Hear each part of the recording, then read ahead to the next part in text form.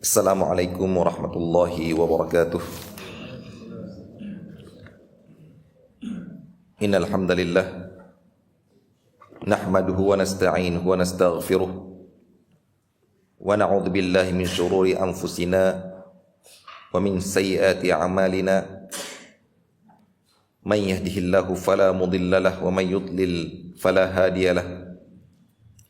Asyhadu an la ilaha illallah wahdahu la syarika lahu wa asyhadu anna Muhammadan abduhu wa rasuluh. Allahumma salli wa sallim ala abdika wa rasulika wa nabiyyika Muhammadin wa ala alihi wa sahbihi ajma'in wa man tabi'ahum bi ihsanin ila yaumiddin. Amma ba'du. Allahumma la khaira illa khairuk wa la tayra illa tayruk wa la ilaha ghairuk. Allahumma la ya'ti bil hasanati illa anta wa la yadfa'u sayyiati illa anta wa la hawla wa la quwwata illa bik. Allahumma arinal haqqa haqqan warzuqna ittiba'ah wa arinal batila batilan warzuqna ijtinabah wa la taj'alhu multabisan alaina fanadil. Allahumma ja'alna mimman yastami'ul qawla fayattabi'u ahsanah fa innama anta waliyyun dzalika wal qadiru alaih. Hadirin kaum muslimin dan muslimat yang dirahmati Allah Subhanahu wa taala, dalam sebuah athar dari ucapan para sahabat, Muawiyah bin Abi Sufyan ketika beliau menjadi Amirul Mukminin di sebuah musim haji, beliau berpidato di atas mimbar sambil membawakan di tangannya rambut palsu, sebuah rambut palsu. Kemudian beliau mengatakan, "Ya ahlal Madinah, wahai penduduk Madinah, aina ulama'ukum? Di mana ulama kalian? Di mana ulama kalian? Sami'tu Rasulullah sallallahu alaihi wasallam yanha an mithli hadhihi wa yaqul." Aku pernah mendengar Rasulullah sallallahu alaihi wasallam melarang perbuatan seperti ini. Sambil mengatakan, Rasulullah mengatakan, "Innama halakat banu Israila haitsu ittakhadha hadhihi nisa'uhum." Sesungguhnya orang-orang Bani Israel hancur ketika perempuan-perempuan dalam golongan mereka memakai yang beginian. Di sini beliau melihat sebuah fenomena yang haram yang dilakukan dalam sebuah masyarakat ketika para wanita sudah mulai memakai rambut palsu. Ini kejadian di tempat beliau. Dan beliau ketika berpidato tersebut mempertanyakan, mempersalahkan, seakan-akan gak ada ulama di tempat kalian yang melarang perbuatan seperti ini, sehingga kenapa umum dilakukan di tengah-tengah masyarakat. Kemudian beliau membawakan hadis Rasulullah sallallahu alaihi wasallam.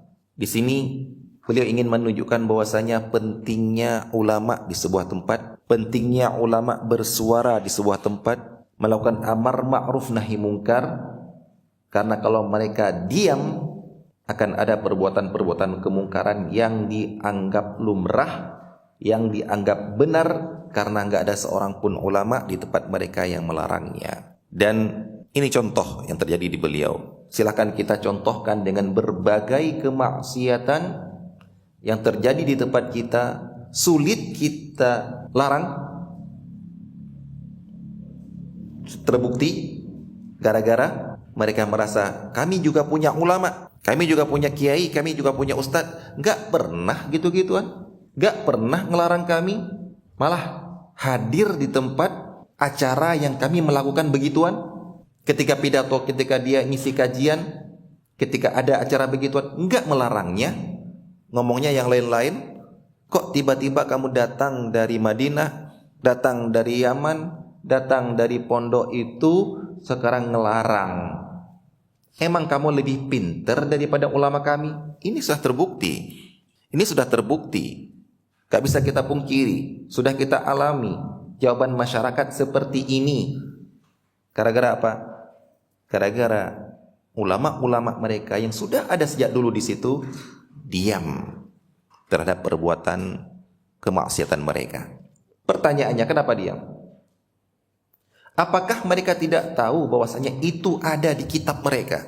Perbuatan maksiat itu ada larangannya di kitab mereka, bukan kitabnya dari Saudi, bukan. Bukan kitab dari mazhab lain, bukan. Ada di kitab kalian. Jangan-jangan kalian belum sampai baca ke situ. Masih sibuk dengan air musta'mal, ataupun dengan baca usolli, atau dengan urusan-urusan taharah. Saya pernah Pak ya, mungkin Bapak pernah mendengar sebuah fenomena juga. Ketika orang ditanya tentang apa hukum tato, mentato badan, jawaban mereka bagus memang, haram, nggak boleh. Ketika kita tanya kenapa nggak boleh, jawabannya karena tidak sampai air wudu. Jadi jawabannya ke arah situ Pak, arah taharah, wudu gitu. Kenapa nggak boleh? Nggak sampai air wudu. Ketika saya sedang di S2 juga ada seorang mahasiswi tanya, Pak Yasir, apa hukum cat alis? Tuh wanita. Dia tanya dulu ke teman saya yang lain. Nggak boleh. Kenapa? Nggak sampai air wudu. Dalam hati saya, kok masih ada jawaban model seperti ini ya? Dari dulu saya dengar seperti ini. Saya bilang nggak boleh. Kenapa? Taghyir khalqillah. Ada larangan untuk mentato. Ada larangan untuk menyambung rambut. Ada larangan untuk mengerok alis. Ada larangan untuk mengikir gigi. Disimpulkan oleh yang meriwayatkan hadis ini, yaitu larangan, dalam hadis ini kemudian disimpulkan di akhir, larangan al-mughayyirati li khalqillah. Inilah orang-orang yang mengubah ciptaan Allah. Enggak ada hubungannya dengan wudu. Enggak ada hubungannya dengan wudu. Tapi mereka jawabnya wudu enggak boleh karena enggak wudu, enggak ada wudu. Ini menunjukkan mereka kajian mereka cuma itu tak. Enggak sampai ke situ. Enggak sampai ke kajian hadis menerangkan tentang hukum tato itu enggak boleh karena itu mengubah ciptaan Allah. Karena tato itu tintanya di mana? Bukan di atas. Tinta itu sudah di dalam kulit. Jadi di atas tidak terhalangi. Dia masuk air, kena air. Tapi tetap dilarang gara-gara mengubah ciptaan Allah subhanahu wa ta'ala. Nah kita tanyakan, apa enggak pernah sampai kajian kita kalian ke dalam permasalahan seperti ini? Itu ada di kitab kalian. Ini bukan ilmu baru yang kami bawa dari Madinah. Bukan ilmu baru yang kami bawa dari Yaman. Itu sudah ada di kitab kalian. Atau kalian sebenarnya tahu? Kalian sebenarnya tahu itu ada larangan di kitab-kitab kalian. Kitab mazhab kalian itu ada larangannya. Cuma kalian tidak menyampaikan kepada masyarakat, mendiamkan perbuatan mereka dengan alasan nanti dakwah kami tidak akan diterima di tengah masyarakat. Biarlah anak-anak muda tetap bermusik. Biarlah para wanita tetap mengubah ciptaan Allah dalam wajah mereka. Yang penting mereka mau ngaji, yang penting mereka mau, sehingga kami bisa tetap ngisi kajian. Waktu kita dengar kajiannya isinya ya lucu-lucuan. Ini ada juga seperti ini. Sehingga ketika kita mau ngelarang, oh jangan. Nanti orang, kita nggak akan ngundang kita lagi. Dan lain sebagainya. Ini sebuah fenomena yang didapatkan oleh teman anak pribadi, yang satu angkatan dengan anak di Madinah. Dia cerita, dulu dia ngaji sama kiai dia di pondok pesantren, ngaji kitab fikih Syafi'iyah tentang hukum jual beli. Disitulah dia mendapatkan ucapan ulama Syafi'iyah tentang sebuah syarat jual beli, yaitu barang yang diperjualbelikan adalah barang yang mubah penggunaannya, mubah. Kemudian mereka mencontohkan yang haram penggunaannya tidak boleh dijual belikan. Contohnya alat musik. Jelas-jelas dikatakan di situ. Dan kiainya mengatakan kita tidak pedulikan dengan masyarakat. Masyarakat itu racun. Gara-gara kalau kita ngikutin mereka kita akan gini-gini. Disebutkan gitu. Baik. Kemudian dia ketika dia terima di Madinah, teman anak terima di Madinah, pertama keterima di Libya dulu, kemudian dia ke Madinah, mungkin sudah 3 tahun nggak kembali pondok. Begitu kembali ke pondok, pondoknya sudah mengadakan drum band. Nah, dia karena dekat sama kiainya, datangin, sowan, ngomong baik-baik sambil mengatakan, Pak Kiai, dulu kan kita ngaji bahwasanya tentang alat musik gini. Dulu kita nggak ada di pondok kita drum band, kok sekarang ada? Apa jawabannya? Ya kalau nggak seperti ini, siapa yang mau daftar di sekolah kita? Tahu, tapi ada unsur lain yang mereka inginkan. Kemudian mereka mengatakan maslahat, ini biar ini mereka tahu.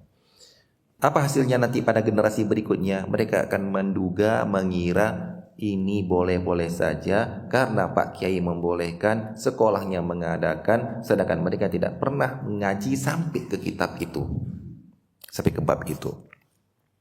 Dan inilah fenomena yang kita dapatkan ya ikhwah. Maka berbahagialah di antara kita yang terbuka bahwasannya menerima pemaparan tentang dalil, tentang bukti apa yang diharamkan oleh Allah Subhanahu wa taala, baik itu bukti dari Al-Qur'an, Sunnah ataupun perkataan para ulama. Silakan antum sekalian membayangkan sendiri apa sikap antum ketika pertama sekali mendengar musik itu haram. Karena anak yakin kita semua ini hidup sejak kecil sampai remaja di tengah-tengah masyarakat yang meyakini musik gak apa-apa, boleh-boleh saja, gak ada yang larang. Anak pribadi lulusan pondok pesantren ketika sanawiyah dulu di Aceh, itu di musolanya disetel lagu dangdut ketika hari Jumat untuk gotong royong. Itu menyemangati gotong royong lagu dangdut. Gak ada yang larang. Seluruh guru ustaz diam. Berarti yang kita pahami tidak mengapa. Para santri di kamar boleh membawa tip kecil, boleh nyetel habis asar ataupun ketika hari Jumat ketika libur boleh. Yang itu lagu slang, yang ini lagu ini, yang macam-macam lagu rock, yang suka lagu rock, yang suka lagu dangdut. Akhirnya yang tersimpulkan apa? Yang tersimpulkan bagi kita. Ini yang Anda katakan, diamnya ulama bisa membuat masyarakat menganggap boleh. Dan kita nggak pernah mengkaji fikih sampai ke bab itu. Taharah yang kita utak-atik selama 3 tahun di sana. SMA, ya apalagi SMA ini pondok pesantren aja seperti itu ya. Anak kemudian SMA, keluar SMA, kemudian baru ketika di Jogja mendapatkan lingkungan teman-teman yang ngaji, baru Anda dengar musik haram. Kaget. Pertama sekali kaget. Dan teman-teman hanya membawakan dalil apa? Al-Quran dan As-Sunnah. Dan karena anak punya modal bisa baca kitab, anak baca sendiri.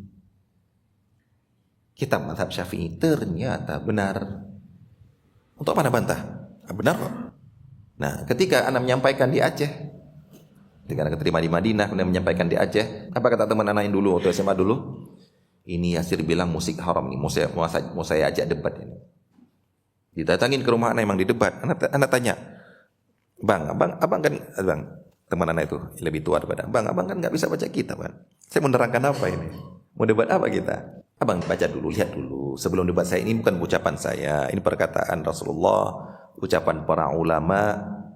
Ayo baca dulu. Kalau memang sudah paham itu, baru kita debat tentang pemahaman Anda terhadap ini. Anda nggak bisa baca, tapi mau debat saya. Berarti dia debat gara-gara apa? Debat gara-gara kenapa kamu bilang haram? Kok para ulama diam? Kok dari dulu kita dengar ini, para kiai dengar ini, kok nggak ada yang mengatakan, kok kamu mengatakan haram? Kan cuma itu kan, gara-gara itu. Para Anda bisa membawakan di kitab ucapan ulama kalian, bukan ulama dari Saudi. Nah inilah fenomena ya akhwat sekalian.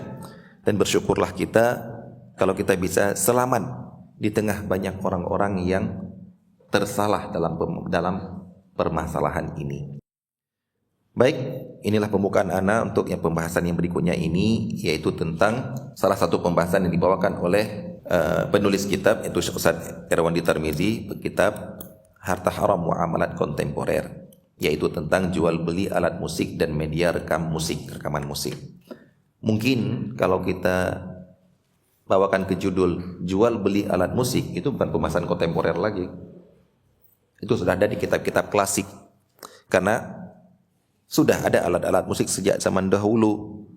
Alat musiknya bukan hanya rebana tapi ada juga gitar mandolin, gitar yang dinamakan gitar Arab, ada seruling, ada gendang. Itu sudah ada zaman dahulu. Itu bukan alat musik yang muncul zaman-zaman sekarang. Sudah ada nas ucapan para ulama di kitab mereka tentang haramnya menjual alat-alat musik itu.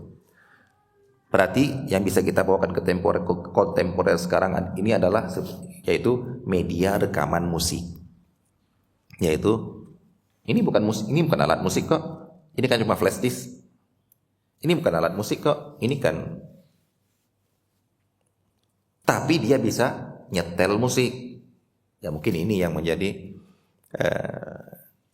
kontemporer. Tapi kalau zaman dulu, ya ini benar-benar alat musik, ini benar-benar gitar.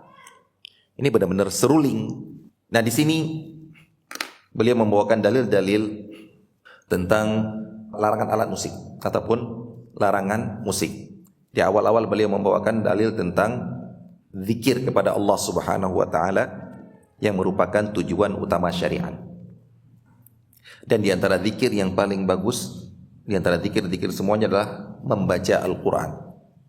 Karena yang sedang kita baca, yang sedang kita baca langsung ucapan Allah Subhanahu wa taala, dan musik merupakan lawan dari firman Allah taala, lawan dari ucapan Allah Subhanahu wa taala, lawan dari Al-Qur'an. Yang mana setan ingin memalingkan manusia dari zikir kepada Allah Subhanahu wa taala dengan lahwal hadis, dengan di antaranya adalah dengan musik, yaitu sesuatu ucapan-ucapan, dendangan-dendangan yang melalaikan.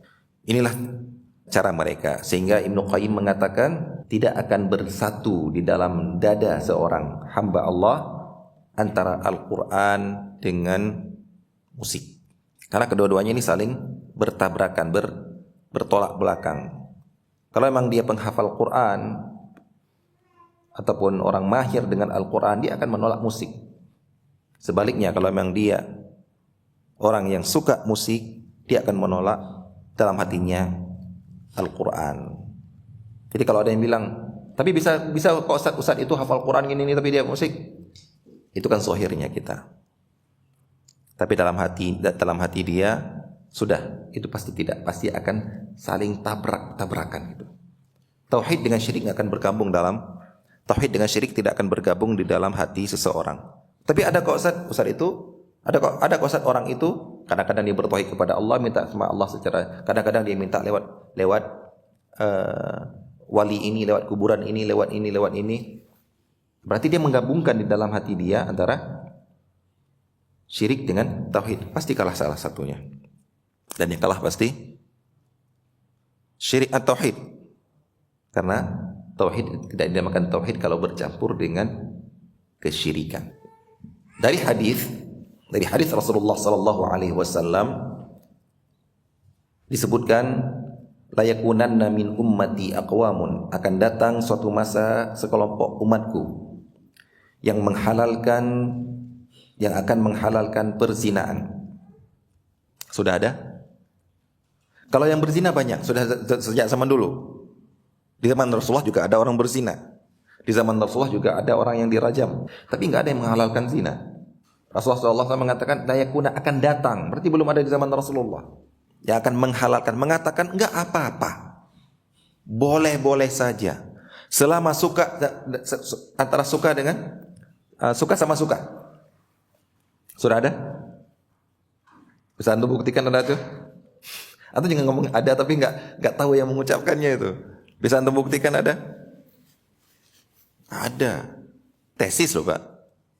Bukan tesis, disertasi loh Pak. Dibuat dalam bentuk disertasi. Ditulis secara, menurut mereka, secara tulisan ilmiah, bukan abal-abal, bukan ngarang-ngarang, bukan ucapan keceplosan di tengah ceramah, bukan ucapan keceplosan di tengah ada orang nanya biar untuk menggait hati dia, bukan. Disertasi. Zina, hubungan antara sesama kekasih, yaitu dibawakan ke arah milkul yamin, seperti dalam masalah perbudakan. Na'udzubillah min dzalik. Jadi antara pacaran ini seperti sama budak. Sudah, ini mau dibilang apa lagi nih? Bilang maksiat atau tidak? Sudah sampai derajatnya apa? Kufur.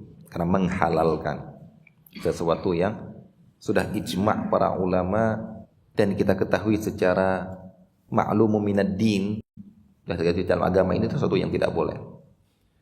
Dan ada juga sekarang zaman sekarang yang menghalalkan apa? Hubungan sesama jenis. Dan herannya mereka ini yang orang-orang yang menentang poligami. Poligami dibolehkan dalam syariat, ditentang sama dia. Dengan alasan melindungi hak-hak perempuan.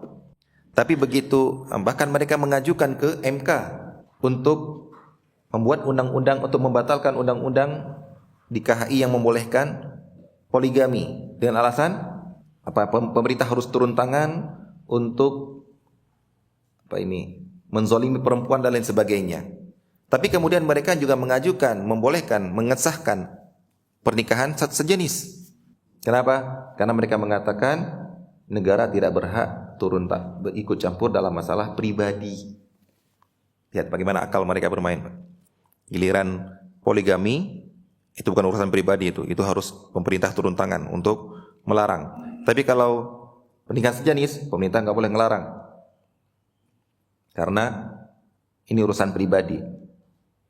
Kemudian dalam pemaparan mereka, mungkin Bapak bisa melihat di YouTube itu. Hasil ucapan mereka di MK. Tapi alhamdulillah ada Allah Subhanahu wa taala menjadikan di antara hamba-hambanya orang-orang yang siap membela. Mungkin kalau kita atau ustaz-ustaz kita hanya bisa ngomong di tengah masyarakat, ada yang membela di tengah-tengah MK itu, menentang mereka. Kemudian anehnya mereka lagi ngomong tentang pengajuan melarang poligami, meminta agar pernikahan sejenis dibolehkan. Kemudian mereka menyelipkan yang melarang-melarang begituan, yang tidak suka seperti itu hanyalah golongan-golongan Wahabi. Kemudian mereka mengatakan Wahabi itu kan orang-orang yang melarang ziarah kubur. Jadi ingin menyelipkan dalam ucapan mereka, jangan dengar orang-orang yang melarang. Mereka itu punya keyakinan yang berbeda dengan kita. Mereka sebut diantaranya melarang ziarah kubur. Muncullah orang ini yang membela di tengah MK ini dan mengatakan, silahkan Anda lihat langsung. Ketika dia bilang, silahkan Anda baca langsung. Siapa yang Anda maksudkan dengan ulama Wahabi? Syekh bin Baz, Syekh Utsaimin. Coba lihat. Adakah mereka melarang ziarah kubur? Enggak ada. Di depan MK mereka berani ngomong, Pak. Berani bohong, Pak. Kalau membohongi orang-orang awam di tengah-tengah orang-orang cuma yang enggak baca, orang-orang yang cuma ngaji-ngaji, orang-orang enggak bisa baca kitab, pasti mending lah mereka dibohongin. Tapi berani dibohong di tengah-tengah MK orang-orang yang intelek. Kok berani? Ya, tapi inilah yang terjadi. Langsung ditantang. Silakan bawakan kitab mereka mana yang melarang ziarah kubur mana? Apalagi melarang ini kan yang melarang ziarah kubur mana? Enggak ada, itu tuduhan saja. Anak waktu dengar itu, Masya Allah. Ternyata ada orang-orang yang juga nggak kenal siapa orang ini. Ini pejabat. Bukan ustaz-ustaz kita, misalnya ustaz-ustaz kita yang sudah kita kenal itu bukan.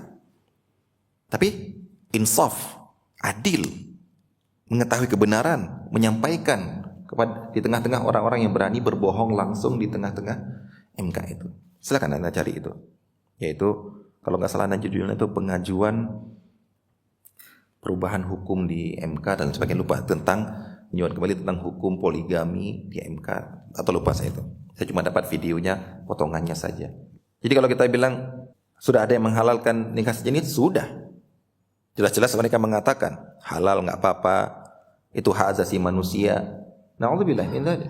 Apakah ini cuma maksiat saja? Tidak. Ini sudah sampai ke tingkat bisa keluar dari Islam karena menghalalkan sesuatu yang diharamkan oleh Allah SWT secara ijma'. Tidak ada perdebatan lagi. Bahkan fitrah manusia mengingkarinya. Kemudian wal harira, yang menghalalkan memakai sutra bagi laki-laki. Ini lebih akan lebih jelas-jelas banyak yang menghalalkan ini. Wal khamra, minuman keras.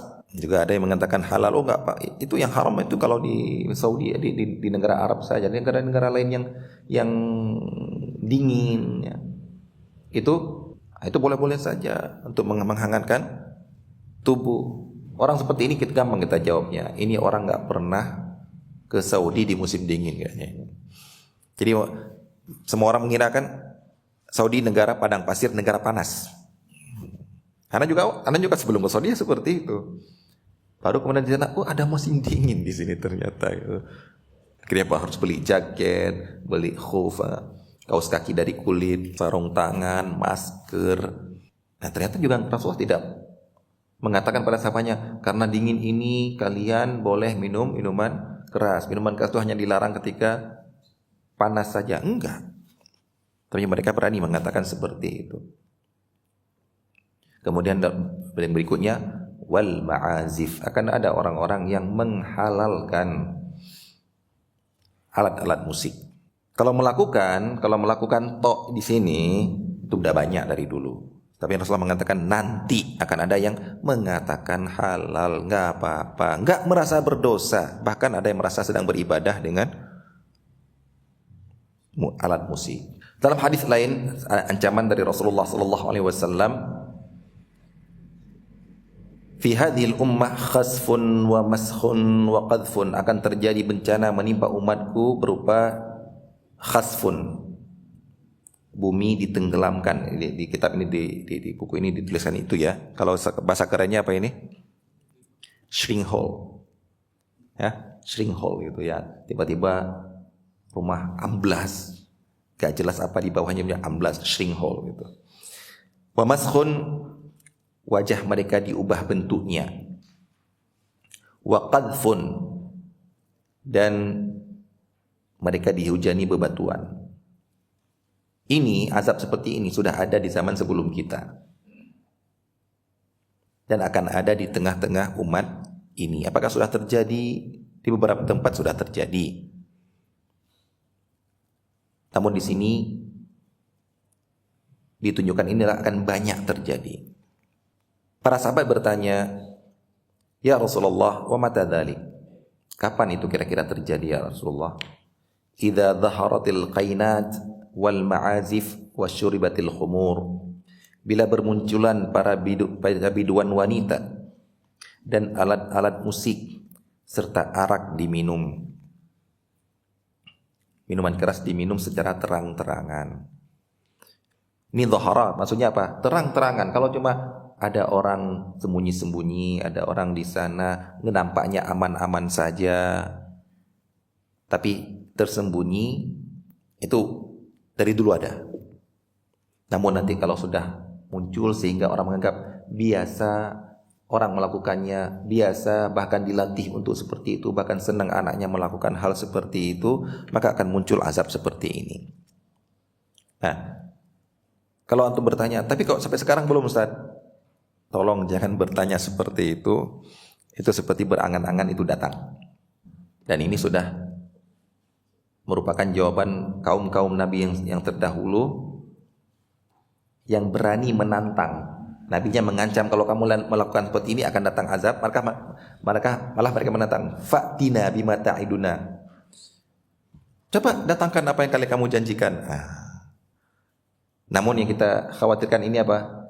Jangan sampai ketika itu terjadi kita termasuk orang yang dibinasakan model seperti itu. Ataupun kalaupun kita termasuk yang dibinasakan. Ini kemungkinan yang terburuk ya. Kalaupun kita termasuk orang yang dibinasakan. Karena apa? Karena bukan sedang melakukan, tapi sedang berada di tengah-tengah masyarakat yang melakukan itu. Yaitu karena Allah SWT ketika menurunkan musibah, malapetaka, karena ada kezaliman di tengah-tengah masyarakat, tidak hanya akan menimpa orang-orang zalim. Itu sudah Allah janjikan dalam Al-Quran. Wattaqu fitnatal ladzina la tusibanna alladziina dzalamu minkum khassah. Wattaqu fitnatal la tusibanna alladziina dzalamu minkum khassah. Takutlah kalian kepada bencana, fitnah, bencana musibah, malapetaka yang tidak hanya akan menimpa orang-orang zalim di antara kalian saja. Berarti apa? Allah saya mengatakan akan menimpa orang-orang yang baik juga. Cuma mereka berada di lingkungan orang-orang zalim tersebut. Mungkin kita nggak bisa hijrah, nggak seperti zaman dulu hijrah itu gampang. Nah, pindah daerah itu gampang. Nah sekarang sudah terbatasi dengan negara, harus paspor, visa, ataupun masuk ke desa lain ya tanah sudah dimiliki oleh orang semua. Mungkin zaman dulu mau pindah, tanah kosong masih banyak, kita tinggal buka lahan. Akhirnya kita tetap di sini. Sedangkan di sekitar kita pada orang-orang yang apa yang kita lakukan? Jaga niat. Jaga niat. Yaitu ketika Rasulullah SAW menceritakan akan ada orang yang ditenggelamkan karena lupa kalau nggak salah kejadiannya gara-gara ingin memerangi, ya, memerangi kaum muslimin atau lupa. Nah itu intinya mereka sedang ingin berbuat kezaliman, Allah tenggelamkan mereka semuanya. Ditanya oleh sahabat, ya Rasulullah, kan di antara mereka ada orang yang benci, nggak suka, cuma mereka dipaksa untuk ikut. Ada orang yang dipaksa untuk ikut pasukan untuk membunuh kaum muslimin. Kalau kamu nggak ikut, kamu yang dibunuh. Jadi ikut dia paksa. Tapi nanti di perang dia nggak akan bunuh kaum muslimin. Apa kata Rasulullah? Mereka tetap dibinasakan dengan mereka semua orang zalim, akan tapi ketika dibangkitkan di hari kiamat nanti dibangkitkan berdasarkan niat masing-masing. Jadi jangan sampai ketika dibinasakan desa ini, kota ini gara-gara perbuatan maksiat, ketika kita nggak ikut, kita di rumah saja, kita diam di rumah, tapi ketika dibangkitkan kita termasuk dalam golongan orang yang menyetujui maksiat.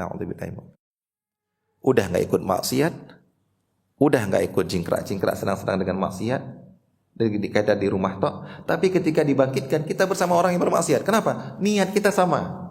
Apa itu? Boleh, nggak apa-apa. Perbuatan itu wajar, boleh-boleh saja. Dia nggak ikut, tapi dia nanti dibangkitkan.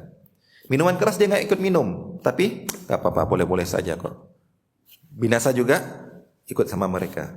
Nah, ini kita jaga, Pak. Semoga kalaupun kemungkinan terburuk kita dibinasakan dengan mereka, tapi ketika dibangkitkan kita tetap bersama orang-orang yang selamat.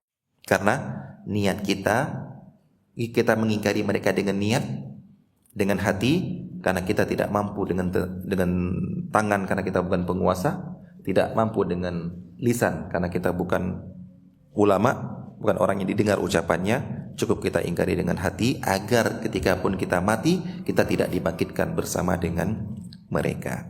Apalagi sekarang ini sudah merajalela seperti ini ya, banyak-banyak jaga niat. Ingkarilah dengan hati ketika lewat, sedang ada acara ini, salon keras-keras seperti ini. Ingkarilah dengan hati. Karena kalau Anda mampu dengan lisan, ayo sana. Pasti nggak mampu lah, karena siapa kita untuk didengar ucapan kita.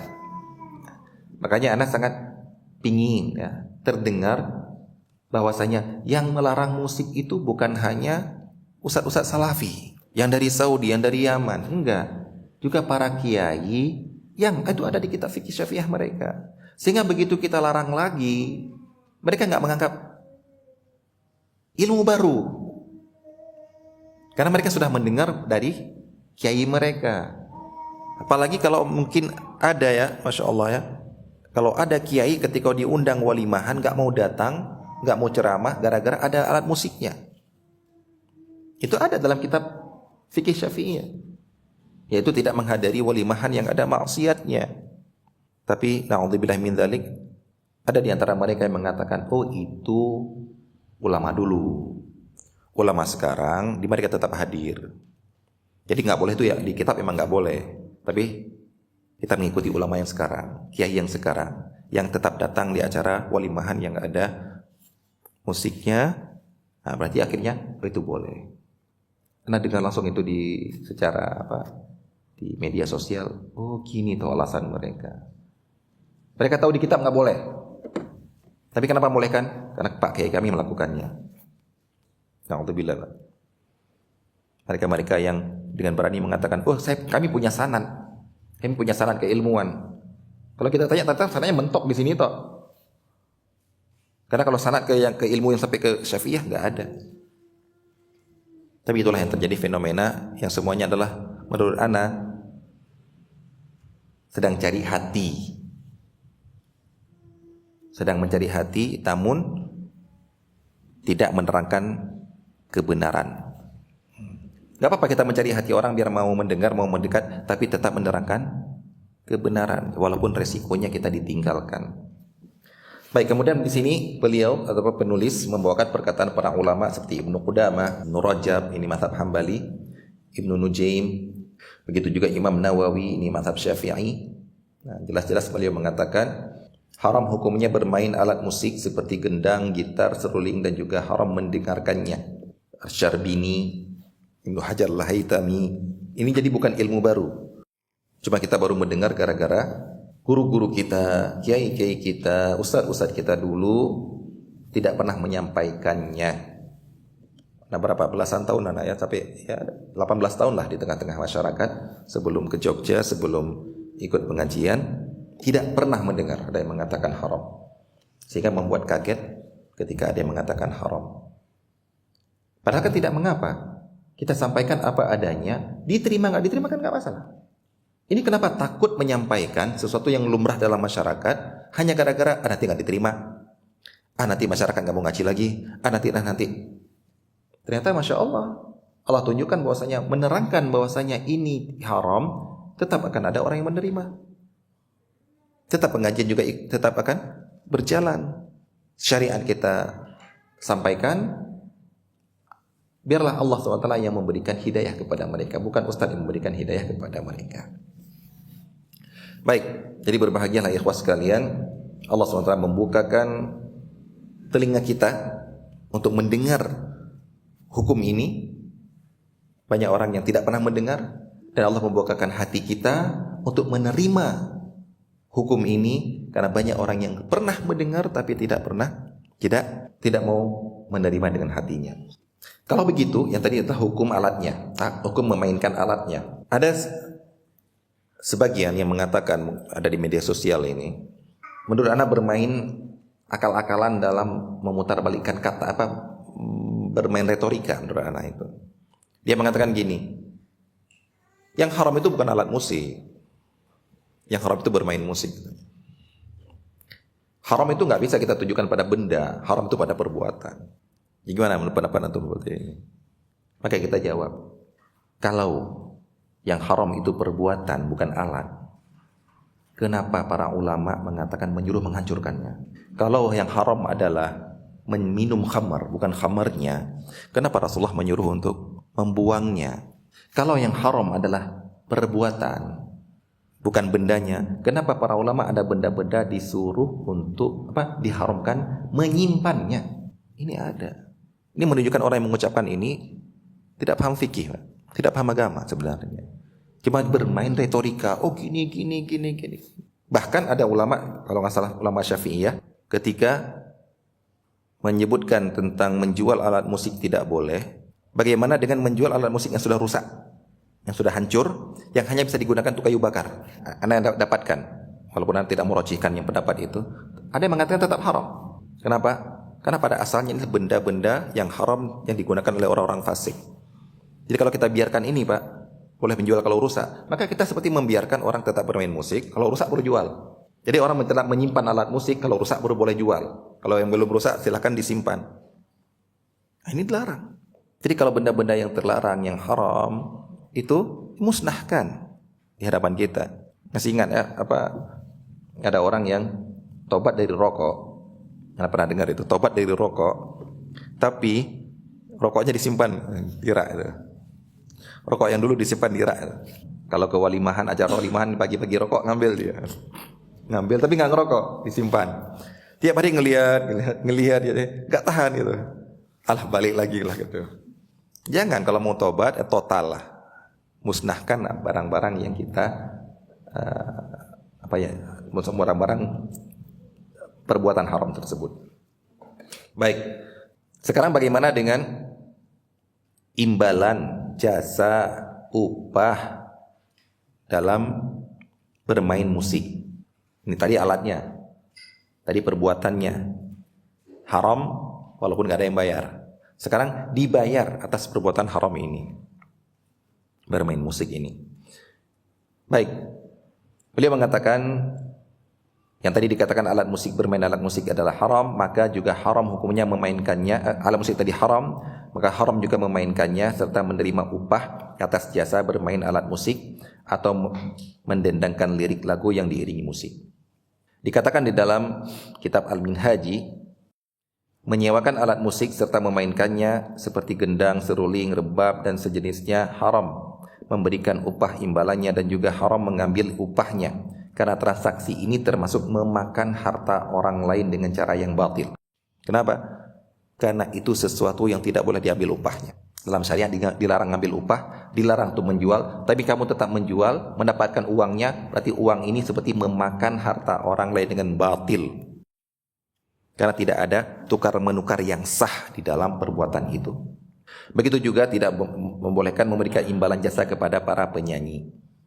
Hukum haram ini disepakati oleh ulama seluruh madhab, sebagaimana disebutkan dalam Ensiklopedia Fikih Islami. Ingat ya, seluruh madhab. Tapi coba lihat orang-orang yang membolehkan musik, begitu dalam hal ini mereka pindah madhab mereka. Mereka bilang, oh madhab Zahiriyah membolehkan. Oh ada ulama membolehkan. Maksudnya apa? Zahiriyah.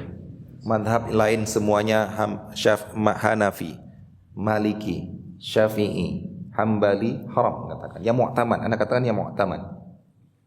Tapi mereka berani mengorek-ngorek boleh karena ada madhab yang mereka boleh. Kemudian tapi kalau kita berpendapat yang beda madhab, oh dilarang itu. Siapa kamu berbeda madhab, orang yang bermadhab dan lain sebagainya. Giliran mereka, intinya apa sebenarnya? Intinya karena kiai mereka mengatakan seperti itu. Gitu aja sudah. Makanya Anda sangat setuju dengan orang mengatakan awam itu tidak punya madhab. Awam itu adalah madhab mereka, apa yang disampaikan oleh guru mereka. Makanya kalau kita tanya tentang banyak muamalah ya ikhwas sekalian, banyak muamalah yang ada di tengah-tengah masyarakat kita di Indonesia ini, itu tidak sesuai dengan mazhab Syafi'i. Menurut mazhab Syafi'i hal batal. Tapi dilakukan oleh masyarakat kita. Kenapa? Karena kiainya membolehkan. Dan itu bukan yang mu'tamad dalam mazhab Syafi'i. Tapi mereka berani mengatakan, oh kami mazhab Syafi'i. Enggak, ini bukan pendapat mazhab Syafi'i ini. Tapi kiai kami kan mazhab Syafi'i. Ngakunya. Tapi dalam hal ini bukan. Buktinya apa? Saya tahu karena saya baca kitab. Itu bukan mazhab Syafi'i, itu mazhab Maliki itu. Ini sedang dipakai. Apa hukum jual beli COD? Secara mazhab Syafi'i ya? Barang enggak ada di depan, barang enggak ada di depan mata. Barang bendanya baru ketika datang transaksi dulu baru barang datang. Mazhab Syafi'i mengatakan enggak boleh menjual beli barang yang ghaibah, yang masih tidak ada di tempat transaksi. Tapi kita melakukannya, ya makanya itu bukan mazhab Syafi'i. Jadi wahai orang-orang awam jangan ngaku kami ini mazhab Syafi'i, jangan. Kalian ini mazhab apa yang difatwakan oleh kiai kalian, oleh ustadz kalian. Maka hukum haram hukumnya. Nah, sekarang yang kita pertanyakan, kalau yang nyanyi, ini benar-benar dia disewa untuk nyanyi, ya, kita dibayar untuk bernyanyi dan lain sebagainya lah.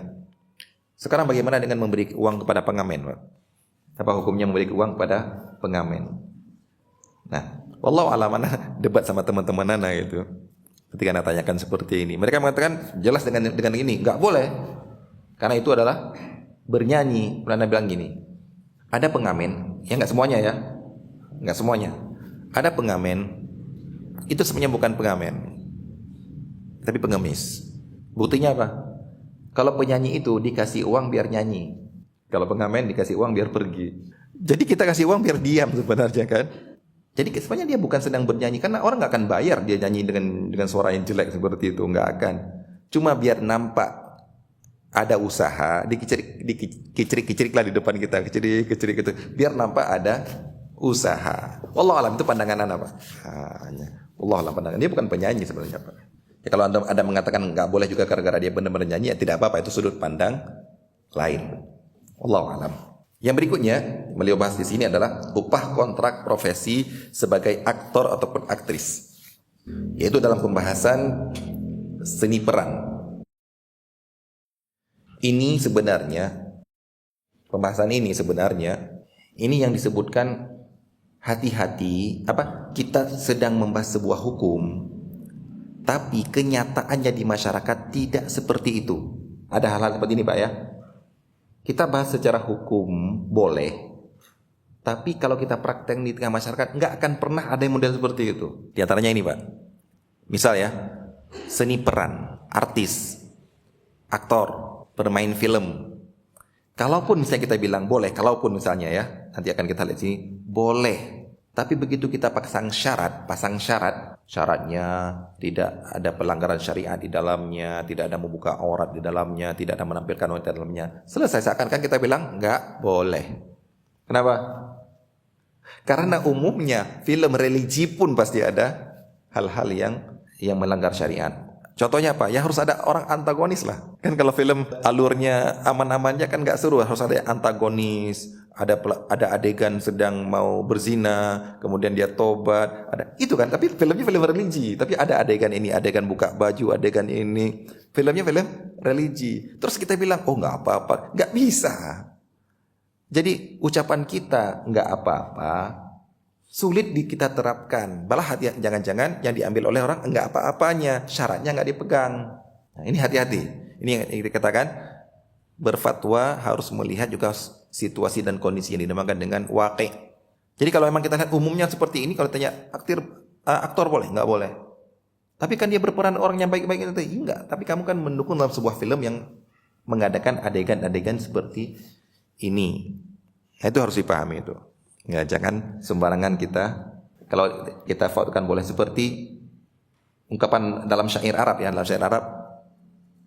Ana lupa dalam syairnya kata-kata syair Arabnya lupa, yang intinya adalah dia diikat kemudian dilempar ke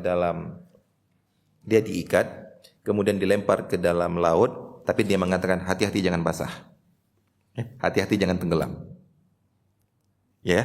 Kita mengatakan boleh berperan, boleh jadi artis gini, tapi jangan gini ya. Sudahlah, kalau kamu masuk ke situ pasti ke situ. Jadi bilang aja, Ustaz boleh nggak ada jadi artis saja bermain sinetron? Langsung bilang aja nggak boleh. Saya bilang sebenarnya bermain sinetron itu kan berperan. Peran itu kan ada dua pendapat. Gini. Sebenarnya boleh, tapi nggak boleh. Tapi yang kita bilang tapi ini nggak kan ada kenyataannya. Tapi nggak boleh kalau ada ini. Itu nggak ada kenyataannya itu. Jadi seperti kita bilang nggak boleh. Nah, ini harus kita pahami ini Pak ya. Nah di sini kemudian beliau membawakan hukum tentang hukum bermain seni peran. Di sini beliau membawakan ada dua pendapat. Ini apabila tidak ada unsur-unsur yang tidak boleh, misalnya berperan menjadi nabi, itu sudah nggak boleh itu ya.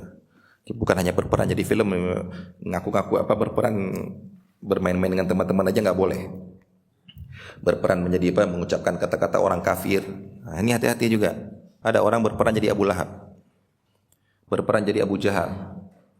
Baik, kemudian mengucapkan ucapan orang-orang yang hanya pantas diucapkan oleh orang kafir. Tapi kemudian ada orang berani mengatakan, itu kan Ustaz sedang berperan memang Ustaz. Itu kan nggak serius. Itu kan nggak diyakini. Hati-hati.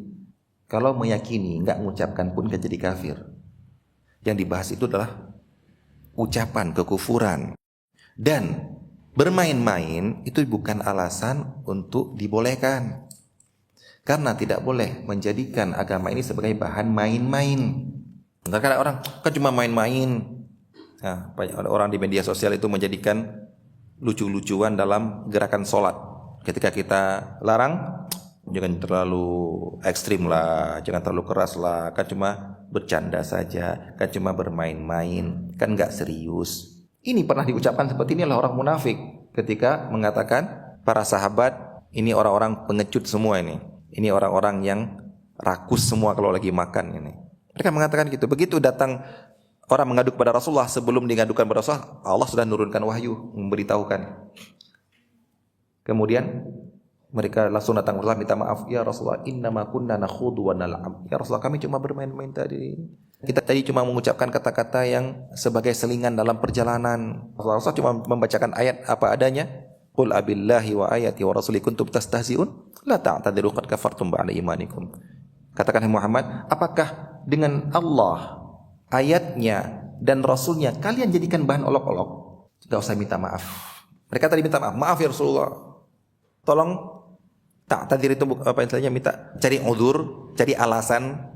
Gak usah cari-cari alasan, kalian telah kafir yang mana sebelumnya kalian beriman. Gara-gara apa? Ucapan main-main. Kalau mereka serius nggak usah ikut perang bersama Rasulullah. Di luar hanya benar-benar tunjukkan kekafiran.